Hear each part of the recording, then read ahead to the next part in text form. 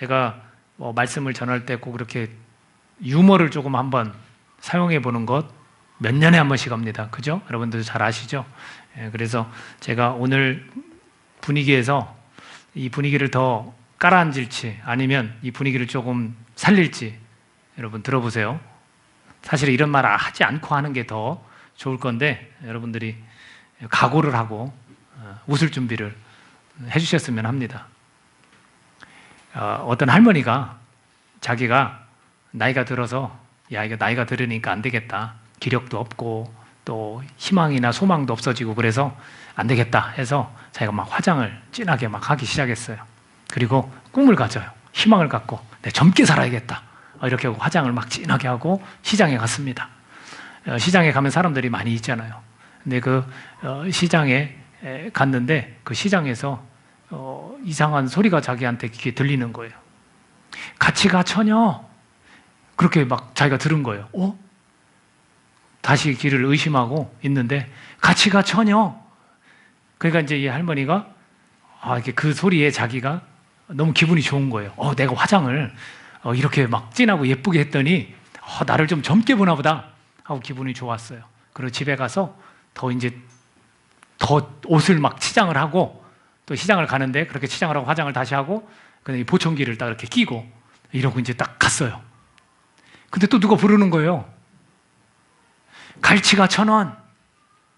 갈치가 1,000원. 성공했네요.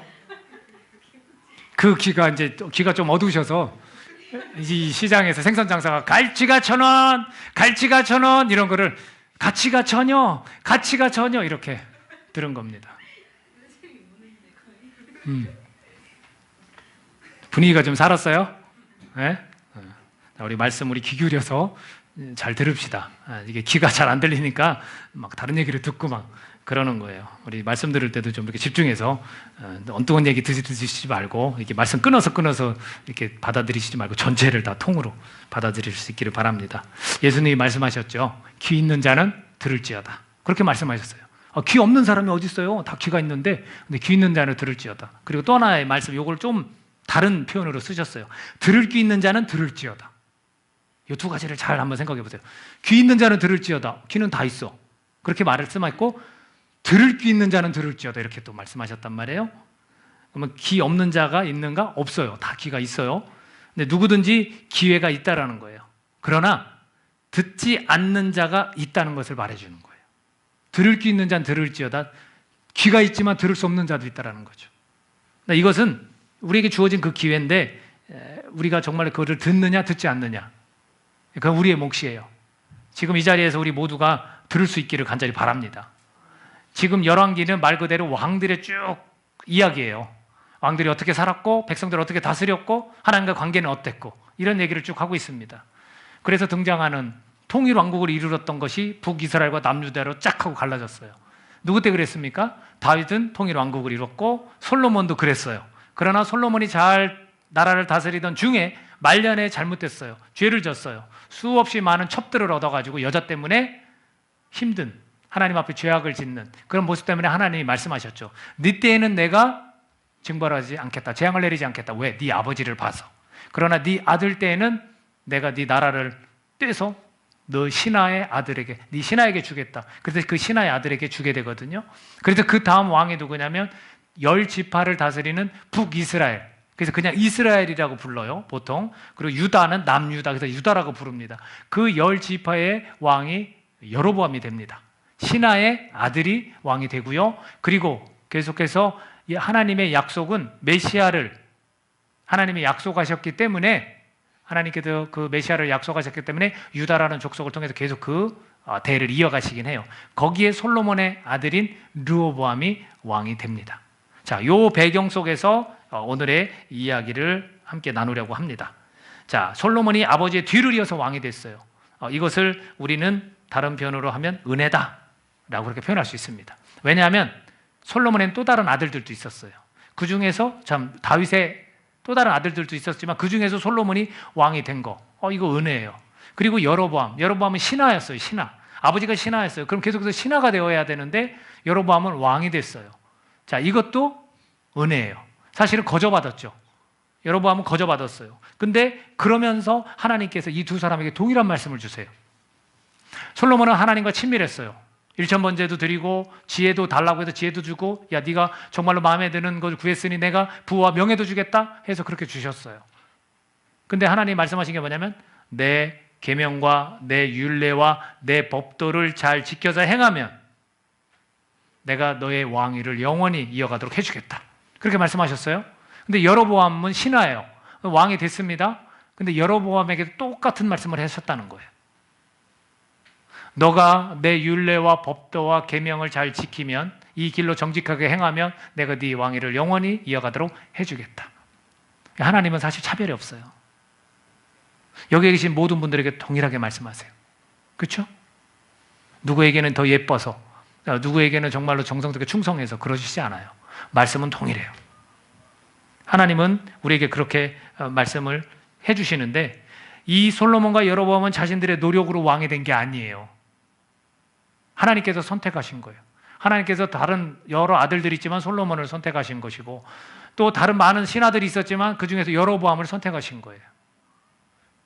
그러니까 하나님의 선택은 하나님만이 아시는 거예요. 왜 저와 여러분을 선택하셨을까요? 하나님만이 아십니다.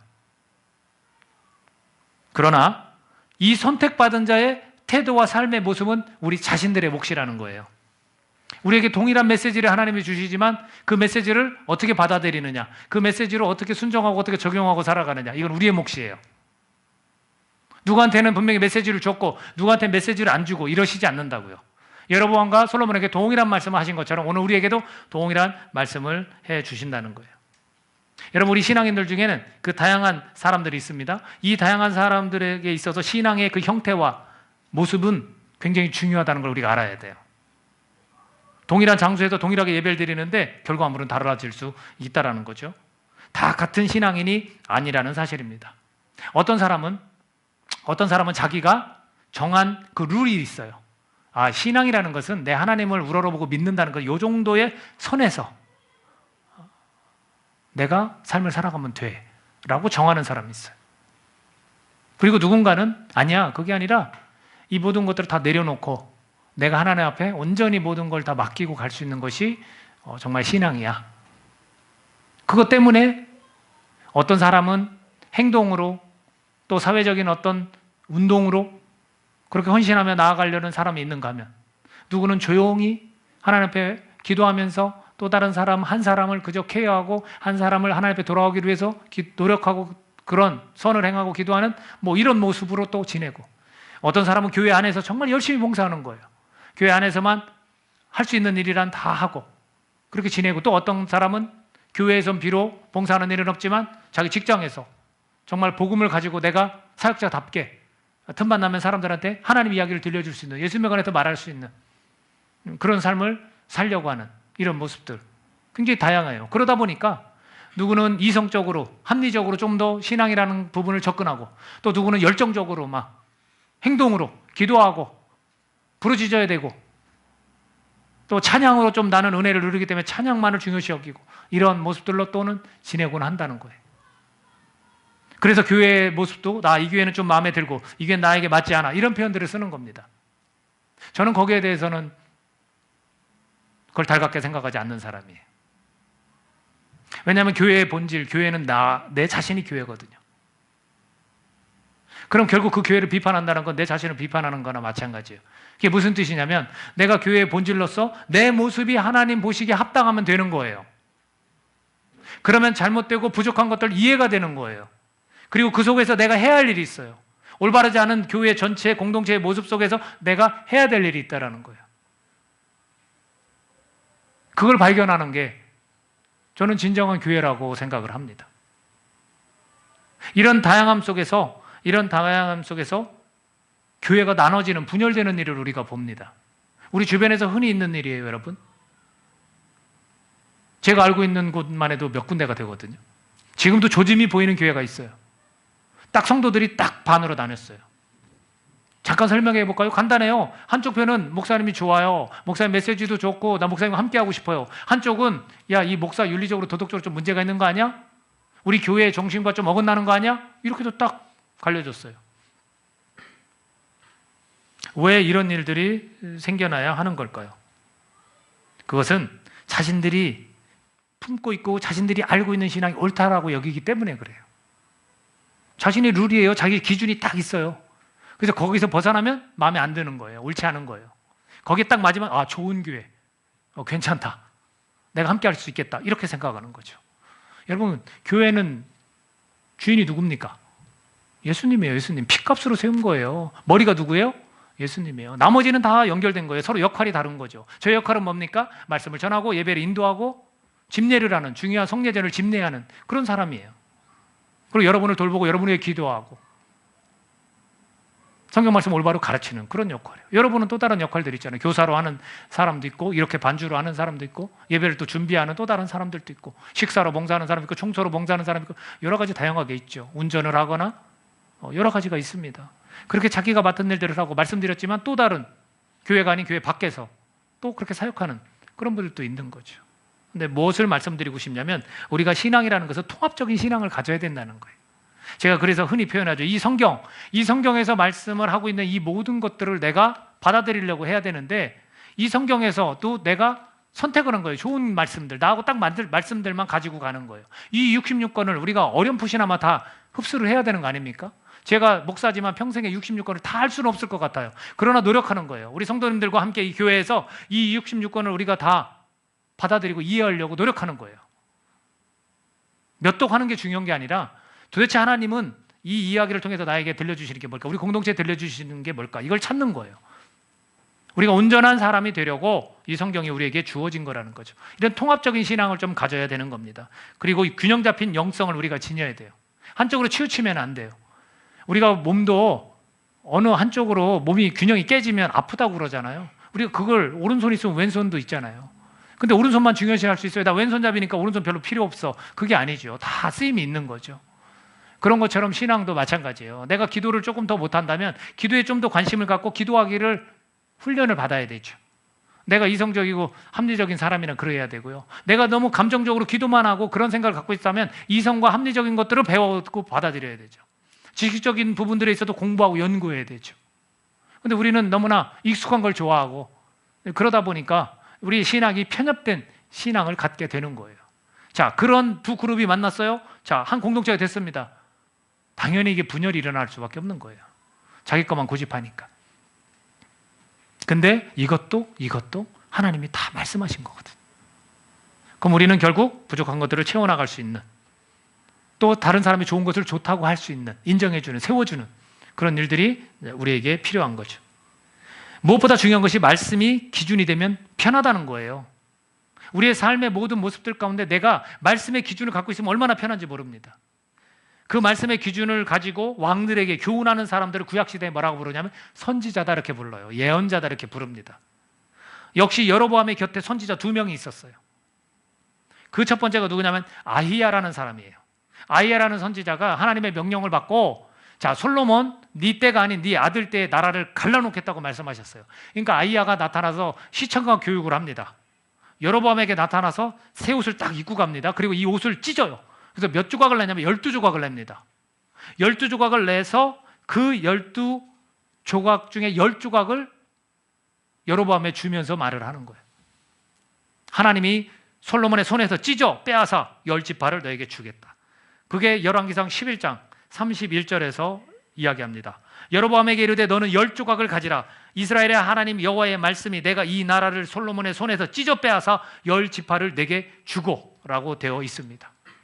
그렇게 여로보암 곁에서 그 말을 했던 사람이고, 더불어서 말씀을 해주는 게 아까 말씀드렸던 것처럼 내 법도와 내 율례를 지켜 행하라. 그러면 네 왕위가 계속 지속되도록 해주겠다. 동일하게 그 말씀을 전합니다. 그 사람 아히야라는 사람이 여로보암 곁에 있어요. 계속해서 왕위를 차지하는 동안 있습니다. 또 하나가 누구냐면 이름은 나오지 않았습니다. 다만 하나님의 사람이다 라는 거예요. 이거는 복음 맡은 일꾼과 같은 얘기예요. 하나님의 사람이에요. 선지자라고 볼 수 있습니다. 그 사람이 여로보암이 베델에 가서 엉뚱한 제사를 드려요. 하나님이 원하시지 않는 제사를 드려요. 그러니까 그 자리에 가서 베델을 향해서 규탄하는 자로 나옵니다. 그게 오늘 우리가 읽은 본문의 내용입니다. 잘못된 예배 때문에 외치는 자로 나와요. 그래서 뭐라고 하냐면 제단아 제단아 라고 이야기를 합니다. 여호와께서 이와 같이 말씀하시기를 다윗의 집에서 요시아라 이름하는 아들을 낳으리니 그가 내 위에 분향하는 산당 제사장을 내 위에서 제물로 바칠 것이요 또 사람의 뼈를 내 위에서 사르리라 하셨느니라. 그러니까 이 산당 제사장들을 요시아 때 다윗의 후손 중에서 한 왕이 일어나서 너네를 다 없애버리겠다, 죽일 것이다, 이렇게 이야기를 해요. 그러면 여로보암이 지금 제사를 지내다가 쉽게 오늘날로 표현하겠습니다. 예배를 드리는 그 모습 가운데 현장에서 그 소리를 들었어요. 자, 마음이 어떻겠습니까? 막 화가 막 치밀어 오르죠. 지금 내가 드리는 예배에 대해서 이렇다 저렇다 따지고 소리 지르고 그러면서 뭐라고 하냐면 이 제단이 쭉 걸려져서 이 재가 땅으로 떨어질 것이다, 이렇게 이야기를 해요. 그러니까 손을 쫙 뻗치죠. 저놈 잡아, 저놈 잡아. 잡으라는 거죠. 헛소리 한다는 거 아니겠습니까? 잡으라는 거예요. 근데 이렇게 손을 뻗쳤는데 손이 굳어버렸어요. 손이 마비됐어요. 이 손을 뻗고 있으면 이게 오므러져야 되는 거 아닙니까? 안 되는 거예요. 그리고 나서 제단이 정말로 그 징조대로 제단이 갈라지면 제가 제단에서 딱 쏟아집니다. 그랬더니 뭐라고 이야기를 건넵니까? 6절입니다. 13절 6절 같이 읽어볼까요? 자, 13절 6절 시작. 왕이 하나님의 사람에게 말하여 이르되 청하건대 너는 나를 위하여 내 하나님 여호와께 은혜를 구하여 내 손이 다시 성하게 기도하라. 하나님의 사람이 여호와께 은혜를 구하니 왕의 손이 다시 성하여 전과 같이 되니라. 이거 여기서 기가 막힌 말이 있는 거 아세요? 여로보암이 뭐라고 표현하냐면 하나님의 은혜 주셔서 왕이 되게 하셨거든요. 그리고 내 법도와 율례를 잘 지키라 그럼 네 왕위를 계속 이어주겠다고 했거든요. 근데 지금 하나님의 사람한테 선지자한테 뭐라고 얘기해요? 내 하나님. 뭐라고 얘기했어야 돼요? 내 하나님이라고 했어야죠. 내 하나님께 기도하라. 지금 여러분에게는 살아계신 이 하나님이 진정한 하나님이 아니에요. 다른 걸 지금 섬기고 있는 거예요. 이때 이런 일들을 한 선지자가 그 곁에서 있었다라는 것. 사실 여로보암은 행운아였습니다. 행운아예요. 왕이 되었잖아요. 정말 자기 신하의 아들임에도 불구하고 왕이 되었습니다. 그리고 선지자로부터 영적인 그 메시지, 말씀의 그 기준을 지속적으로 들었다는 거예요. 내가 잘못된 길로 가려고 하면 선지자를 보내셔서 메시지를 주는 거. 이거 얼마나 큰 행운입니까? 나는 연약하고 실수하고 죄성이 있어서 그럴 수 있지만 자꾸 곁에 있는 사람 중에 선지자들이 영적인 메시지를 던져줘요. 이거 행운 아닙니까? 그럼 우리는 어떻게 해요? 자각하고 깨어나서 하나님 앞에 돌아오려고 하는 거죠. 여로보암에게는 그런 일이 있었지만 행운아였지만 불행한 결말을 맞습니다. 그는 아들을 잃는 슬픔을 겪어요. 아들이 병이 들었는데 죽고 맙니다. 자, 14장 한번 찾아볼까요? 14장 7절에도 9절까지 같이 읽습니다. 14장 7절에서 9절. 이 아들이 병이 걸렸는데 부인을 변장시켜서 보내요. 아이야가 늙었어요. 눈이 잘 흐릿해서 안 보여요. 근데 하나님께서 말씀해 주셔가지고 누가 찾아왔는지를 알아요. 그리고 그 아내에게 하는 이야기입니다. 14장 7절부터 8절 9절까지 읽습니다. 시작. 가서 여로보암에게 말하라. 이스라엘의 하나님 여호와의 말씀이 내가 너를 백성 중에서 들어 내 백성 이스라엘의 주권자가 되게 하고 나라를 다윗의 집에서 찢어내어 내게 주었거늘 너는 내 종 다윗이 내 명령을 지켜 전심으로 나를 따르며 나 보기에 정직한 일만 행하였음과 같지 아니하고 내 이전 사람들보다 더 악을 행하고 가서 너를 위하여 다른 신을 만들며 우상을 부어 만들어 나를 노엽게 하고 나를 내 등 뒤에 버렸도다. 자, 하나님 분명히 말씀하세요. 너가 왕이 된 건 누구 덕분이라고? 내 덕분이야. 하나님 하신 거예요. 그런 행운이었어요. 근데 여기도 그대로 이야기를 하는 거예요. 다윗처럼 정직하게 행했어야 하는데 넌 그러지 못했어. 나를 내 등 뒤에 버렸어. 이게 바로 부인을 통해서 다시 한번 아이야를 하나님의 아이야를 통해서 또다시 듣게 하신다는 거죠. 14장 16절 같이 볼까요? 14장 16절 같이 읽습니다. 시작. 여호와께서 여로보암의 죄로 말미암아 이스라엘을 버리시리니 이는 그도 범죄하고 이스라엘로 범죄하게 하였습니다. 아니나. 자기만 그런 게 아니라 모든 백성들까지도 하나님을 제대로 섬기지 못하게 만들었다라는 겁니다. 여러분, 그리고 또 하나의 어려운 일을 겪게 되는데 그것은 아들 때에 온 집안이 멸망하게 된다라고 이야기를 들려줍니다. 그래서 그 아들이 나답이라는 왕이 되는데 2년 다스려요. 고작 2년 다스리고 온 집안이 다 멸망해 버립니다. 한번 볼까요? 15장 29절. 15장 29절 같이 읽겠습니다. 한 장만 더 넘겨서 15장 29절. 자, 시작. 왕이 될 때에 여로보암의 온 집을 쳐서 생명 있는 자를 한 사람도 남기지 아니하고 다 멸하였는데 여호와께서 그의 종 실로 사람 아이야를 통하여 하신 말씀과 같이 되었으니. 그렇습니다. 아이야가 딱 다시 한번 경고를 줬어요. 영적인 메시지를 다시 한번 던졌어요. 근데 그걸 듣지 않았어요. 귀가 있음에도 불구하고 그냥 지나쳐 버린 거예요. 그래서 그거대로 아들 때에 온 집안이 멸망하게 되는 겁니다. 자, 여로보암 말고 제가 북이스라엘과 남유다라고 얘기했습니다. 북이스라엘은 여로보암이 왕 10지파를 떼서 왕이 됐습니다. 남유다는 솔로몬의 그래도 아들이 왕이 됐어요. 그 아들은 누구냐면 르호보암입니다. 그 르호보암도 역시 하나님 보시기에 악을 행한 그런 사람이에요. 근데 오늘 여로보암과 같지 않고 이와는 달리 남유다 르호보암의 손자가 있어요. 왜냐하면 그 밑에 아버지는 똑같아요. 르호보암이나 르호보암 아들이랑 똑같아요. 근데 그 손자 아사 왕이라는 사람이 있습니다. 근데 그 사람은 달라요. 보겠습니다. 15장 우리 펴놓은 15장 11절에서 15절까지 같이 읽습니다. 15장 11절에서 15절까지 같이 읽습니다. 자, 시작. 아사가 그의 조상 다윗같이 여호와 보시기에 정직하게 행하여 남색하는 자를 그 땅에서 쫓아내고 그의 조상들이 지은 모든 우상을 없애고 또 그의 어머니 마아가가 혐오스러운 아세라상을 만들었으므로 태우의 우위를 패하고 그 우상을 찍어 기드론 시내가에서 불살랐으나 다만 산당은 없애지 아니하니라. 그러나 아사의 마음이 일평생 여호와 앞에 온전하였으며 그가 그의 아버지가 성별한 것과 자기가 성별한 것을 여호와의 성전에 받들어 드렸으니 곧 은과 금과 그릇들 있더라. 자, 어느 한때에는 왕들이 다 제약을 짓고 멸망하고 이러지만 어느 한때에는 이런 아사 왕과 같이 하나님의 말씀을 들었던 사람도 있다라는 거예요. 그의 내용을 보면 정직하게 행했다라는 그 내용을 보면 우선은 그 예배를 회복하는 거예요. 우상들을 다 버리고 자기의 친족이지만 그 친족의 태우의 위를 패하는 거. 그 정도로 엄하게 하는 거예요, 지금. 예배의 기쁨과 예배의 또 정성을 들여서 아버지가 모았던 것과 함께 금과 금과 그릇들을 다 하나님께 드리는 거. 마음을 하나님께 향하는 거예요. 이런 사람도 있었어요. 이런 사람도. 여러분, 여로보암의 죄가 뭔지 아십니까? 이걸 통해서 오늘 우리에게 큰 교훈이 있을 줄로 믿습니다. 12장 28절 먼저 읽겠습니다. 12장 28절. 이렇게 잘한 왕도 있는가? 반면에 여로보암은 계속해서 그 죄를 지어 그 집안이 멸망하는 일을 겪었는데 어떤 죄인지 같이 보겠습니다. 12장 28절 먼저 같이 읽습니다. 시작. 이에 계획하고 두 금송아지를 만들고 무리에게 말하기를 너희가 다시는 예루살렘에 올라갈 것이 없도다. 이스라엘아, 이는 너희를 애굽 땅에서 인도하여 올린 너희의 신들이라 하고. 여러분, 금송아지는 끔찍한 거 아닙니까? 그 조상들의 때에 십자가 십계명 그 돌판에 있던 것들을 모세가 보고서 막 화나서 집어 던졌던, 하나님이 계명을 주셨는데 불구하고 이 백성들이 희낙낙 놀고 금송아지를 만들어 춤추고 술 마시고 그렇게 타락한 모습을 보였는데 여기에서 여로보암이 두 금송아지를 만들어서 자, 여기서 예배드려도 돼. 자, 요 형상이 하나님이야. 이렇게 말하는 이 죄가 오늘날에 우리가 무엇으로 받아들이면 되는지 아십니까? 우상을 만들어도 괜찮다라고. 백성들을 그걸 죄로 짓게 만드는 거예요.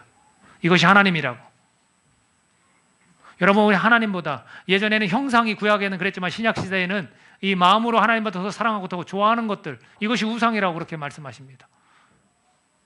여러분, 그 우상을 만들어도 괜찮습니까? 안 되는 겁니다. 그런 죄를 지었습니다. 또 볼까요? 어떤 죄를 지었는지 12장 31절입니다. 12장 31절 같이 읽습니다. 시작. 그가 또 산당들을 짓고 레위 자손 아닌 보통 백성으로 제사장을 삼고. 그냥 보통 사람을 아무나 그냥 제사장으로 세우는 거. 너 하고 싶어? 그래, 해. 하나님은 누구에게 제사장 역할을 주셨습니까? 레위 자손에게 주셨습니다. 하나님의 말씀을 어긴 겁니다. 여러분, 하나님이 세우신 자들을 뒤죽박죽 만드는 일이에요. 질서를 깨뜨리는 거예요. 우리가 교회에서도 자꾸 비판하고 비난하지 마십시오, 여러분. 하나님이 저 사람이 조금은 덜 된 것 같지만 하나님 보시기에 합당치 않은 것 같지만 여러분들 하나님이 세우신 자라면 여러분 그렇게 하시면 안 돼요. 우리 이 공동체에서도 직분을 세우면 그 직분 세움받은 자에 대해서 함부로 말하지 마십시오. 그 공동체가 같이 기도하고 세우는 사람이에요. 하나님의 질서가 있습니다. 하나님의 뜻하신 바가 있어요. 한나가 기도할 때 엘리 제사장이 뭐라고 했습니까? 술 취했다고 그랬어요. 엘리 제사장은 제사장 같지 않은 모습을 보인 거예요. 자식들이 음란하고 그런 막 끔찍한 그런 성적인 그런 타락을 하는데도 아들을 더 사랑하는 마음으로 야단치지 않았다고 책망받았어요, 하나님께. 그게 정상적인 제사장입니까? 그렇지 않음에도 불구하고 그를 통해서 사무엘을 예언하고 낫게 하시는, 축복하시는 그런 일을 그 보잘것없는 제사장을 통해서도 하시는 거예요. 이와 같이 우리가 하나님께서 세우신 하나님의 그 질서를 우리가 깨뜨려서는 안 된다는 것. 이것이 오늘 우리가 깊이 있게 한번 생각해 봐야 될 문제입니다. 이런 죄를 진 거예요. 그냥 아무나 백성이라고 세워서 너 그래, 너 괜찮다, 너 제사 드려. 내 마음에 드는 사람 좋은 거예요. 또 어떤 죄를 졌는지 보겠습니다. 33절 같이 읽겠습니다. 12장 역시 33절 시작. 그가 자기 마음대로 정한 달 곧 8째 달 15째 날로 이스라엘 자손을 위하여 절기를 정하고 베델에 쌓은 제단에 올라가서 분향하였더라. 여러분 이거 보세요. 하나님은 절기를 딱 정해 놓으셨어요.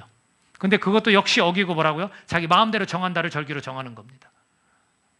그러니까 내가 좋아하는 날짜에 예배를 드리는 거예요. 오늘날 여러분 이 부분에 대해서 여러분 어떻게 생각하실지 모르지만 가나안 성도라고 있습니다. 거꾸로 하면 안 나가 성도예요. 교회를 안 나가는 사람들이 굉장히 많아요. 근데 어떤 목사는 그거에 대해서 굉장히 긍정적으로 이야기를 하더라고요. 교회가 올바르면, 교회가 다시금 이제 회복돼야 될 때다. 교회가 올바르게 하면 이 사람들이 어떤 좋은 생각을 갖고 있기 때문에 그렇게 하지 않는 게 아닌가? 막 이런 이야기를 해요. 그러니까 오히려 그 사람들을 끌어들여요. 저는 바람직하지 않다고 봅니다. 마찬가지예요. 자기들이 교회 안 나가는 거, 교회에 대해서 교회 본질이 뭔지, 하나님 뭘 원하시는지 상관없어요. 내가 가기 싫으니까 안 가는 거야. 왜? 교회가 올바르지 않아. 정말로 그 사람이 그렇게 심판을 잘할 정도로 정확합니까? 아니에요. 사람은 다 연약하고 부족하기 때문에 교회에는 죄인들이 수두룩하게 숨겨져 있습니다. 신앙인이면서도 그리스도인이면서도 또 죄를 짓는 사람이 한둘입니까? 밝히 드러나지 않는 것뿐이지 하나님은 다 아십니다. 그러면 심판을 하나님께 맡겨야죠. 자기는 얼마나 정의롭고 자기는 얼마나 의로워서 그렇게 합니까? 저는 그거 잘못됐다고 생각해요. 교회가 어떤 곳인지 우리가 깨닫고 그 교회에서 정말로 하나님께서 내가 뭘 하길 원하시는지, 그래서 그 가나안 성도들은 나름의 방식으로 하나님을 이렇게 예배해도 돼, 하나님을 이렇게 섬겨도 돼 라고 말하는 거예요. 그거와 내가 정해서 절기를 정해서 정하는 거 뭐가 다릅니까? 근데 그걸 하나님은 죄라고 그래요. 하나님이 원하는 방식이 있어요. 핏값으로 세운 교회 공동체에서 같이 모여서 예배를 드리는 걸 원하세요. 무교회주의, 여러분 그게 정말로 정상적이라고 생각합니까? 그렇지 않아요. 그러면 거기에 대해서 분명히 성경에서 말씀을 하셨어야죠. 그저 교회가 잘못하고 타락했다고 해서 교회가 없어집니까, 여러분? 하나님은 교회를 통해서 일하셨어요. 앞으로도 교회를 통해서 일하실 겁니다. 이 교회가 비록 작은 교회지만 이 교회에서 천하보다 귀한 생명을 구원했어요. 어디에서 했습니까? 여러분 가정에서 예배드리는데 했습니까? 아닙니다. 여러분이 안 나가는 성도, 가나안 성도 돼서 했습니까? 아닙니다. 부족하지만 연약하지만 이 작은 교회를 통해서 그 천하보다 귀한 생명을 구원했다고요. 그게 하나님의 놀라운 계획 아니겠습니까? 뭐에 관심이 있는지 모르겠어요. 저는 이 부분에 대해서 여로보암이 죄를 지었습니다. 오늘날에도 우리가 자기가 정한 방식대로 예배를 드리지 않았으면 좋겠어요. 그 다음 또 어떤 죄를 졌는지 보겠습니다.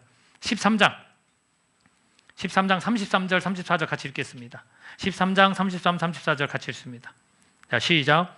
여로보암이 이 일 후에도 그의 악한 길에서 떠나 돌이키지 아니하고 다시 일반 백성을 산당의 제사장으로 삼되 누구든지 자원하면 그 사람을 산당의 제사장으로 삼았으므로 이 일이 여로보암 집에 죄가 되어 그 집이 이 땅 위에서 끊어져 멸망하게 되니라. 이렇게 된 거예요.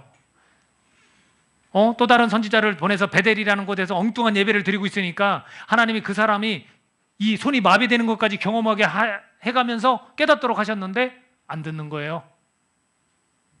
들을 귀가 있음에도 불구하고 안 듣는 거예요.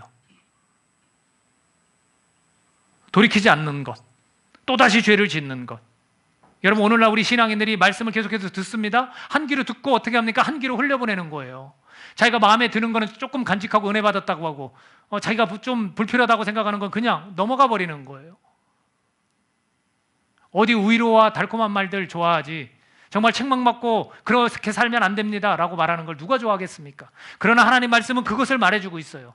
잘못 길을 선택해서 가고 있다면, 좁은 길이 아닌 넓은 길로 자꾸 가고 있다면 말씀으로 책망을 받아야죠. 그렇게 살면 안 돼.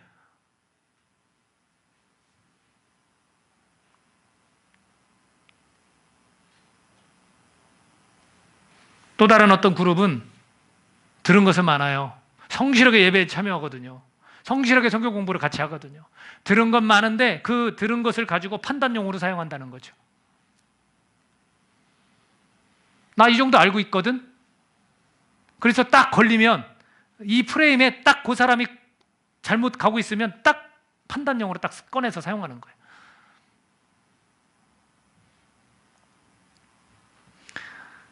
여러분, 우리를 구원해 주신 그 하나님, 우리에게 거저 은혜를 베풀어 주시고 그 사랑을 확증하신 그 하나님, 그 하나님이 기준을 주셨어요.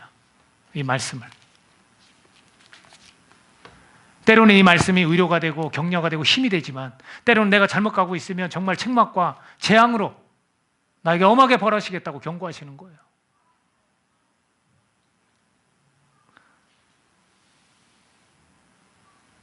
왕들이 정말 왕답게 살아가려면 어떻게 했어야 돼요? 하나님의 말씀을 떠나면 안 됐죠. 그러고 백성들을 정말 하나님 앞에 딱 서도록 해줬어야 되는 거죠.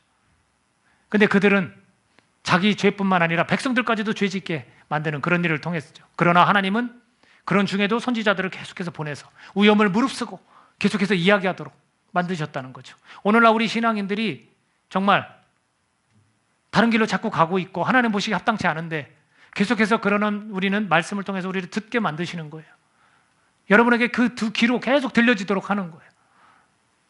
죄송하지만 저희 공동체에도 죄가 있어요. 그런 것을 우리가 낱낱이 다 이렇게 밝힐 수는 없지만 하나님이 보시기에는 하나님은 다 알고 계세요. 그러면 그것이 뿌리 뽑힐 수 있도록 우리가 같이 기도하고, 그것이 뿌리 뽑힐 수 있도록 우리 모두가 말씀의 기준을 갖고 함께 걸어가야 되는 거예요. 여러분, 1인 100보가 아니라 100인 1보가 돼야죠. 한 사람이 100보 먼저 가서 뭐 합니까? 공동체는 같이 어우러져 한 몸이라고 했으면 100명이 함께 한 발 한 발 내뎌야 되죠. 같이 보살펴주고 같이 기도해주고 하나님의 말씀을 기준을 가지고 같이 가는 그런 모습을 우리가 꿈꿔야 된다고 저는 생각을 합니다. 우리에게 들려지는 말씀이 있습니다. 여러분, 어리석은 자가 아닙니다. 예수님을 알고 믿고 따르는 자는 어리석은 자가 아니에요. 그 말씀이 지금 우리 귀에 들려집니다. 여러분, 곁에서 들려오는 말은 무엇입니까? 살아있는 그 하나님의 말씀을 기도하며 듣고 우리가 행하는가? 아니면 듣고 싶은 달콤한 말들로 나를 만족시키고 있는가? 내 육신적인 것들을 위해서 듣고 있는가? 이거 우리 한번 심각하게 고민해 보셔야 되는 겁니다. 지속적으로 들려오는 하나님의 말씀은 분명히 있다라는 거. 이 시대에 주어진 우리의 사명은 무엇입니까? 이 왕들이 이렇게 허튼 짓을 하면서 살았고 어느 한 시대에는 정말 하나님의 말씀을 잘 지켜서 살았습니다. 오늘 이 시대에는 우리 이 교회, 공동체, 우리의 사명은 무엇입니까? 내 대에, 우리 개인의 대에 할 수 있는 일은 무엇입니까? 여러분은 무슨 일을 할 수 있어요? 여러분, 강건하면 80이라고 그랬습니다. 여러분, 그 지금 주어진 인생 얼마나 남았습니까? 그 가운데 우리가 해야 될 일이 무엇입니까? 또 나는 지금 이 땅에 나를 보내신 그 하나님, 그 하나님에서 나는 어떻게 살아야 될까요? 그것을 우리가 오늘 고민해 볼 수 있기를 간절히 바랍니다. 이스라엘의 왕들이 그랬듯이 가장 기본적인 회복은 뭡니까? 예배의 회복이에요. 하나님을 등지는 거, 하나님이 표현한 거, 다 다른 걸 바라보니까 얘기하시는 거예요. 여러분 예배가 회복되지 않고는 여러분 삶이 회복되지 않는다고 제가 감히 말씀드립니다. 여러분, 예배 속에서 하나님과 친밀해지고 하나님을 더 알아가면 알아갈수록, 하나님을 경험하면 경험할수록 이 세상의 삶은 편해집니다. 여러분, 말씀드렸죠? 말씀의 기준으로 내가 살게 되는 겁니다. 소홀히 하시면 안 돼요. 하나님 앞에 예배 드리는 것만큼은 여러분 소홀하시면 안 됩니다. 다 왕들이 거기에서 넘어졌어요. 여러분 하나님께 엎드리는 것이 중요합니다. 하나님의 말씀을 듣는 것이 중요해요. 왕들이 하나님께 예배하지 않고 다른 것을 바라봤기 때문에 하나님이 경고성 메시지를 영적 지도자들을 통해서 보내신 겁니다. 우리가 이렇게 기본적으로 우리가 예배의 회복이 되고 이를 통해 진리를 고수하려는 그런 마음가짐을 우리가 가져야 됩니다. 여러분 진리는 있습니다. 믿으시죠? 우리에게 선물로 주신 예수 그리스도, 그분이 진리입니다. 이 복음을 우리가 정말 지키려고 노력을 해야 되는 거예요. 그리고 나서 행하는 삶, 그 삶을 우리가 살아야 됩니다. 여러분 우리가 귀로만 듣는 게 아니라 이 들을 끼는 자는 들을지어다 말씀하셨을 때 그 말씀을 들었으면 그대로 순종하라는 거예요. 행동으로 옮기라는 겁니다. 이 행동하는 삶, 이것이 우리에게 오늘 필요합니다. 물론 다양한 방법으로 같은 목적을 가지고 그것을 이루어가는 자들입니다.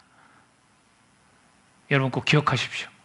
우리에게 이 길을 주신 것, 이 말씀을 듣고 간직하고 행동으로 옮길 수 있는 저와 여러분이 되기를 바랍니다. 다양한 방식으로 똑같은 목표를 가지고 하나님은 이루실 것입니다. 기도하겠습니다.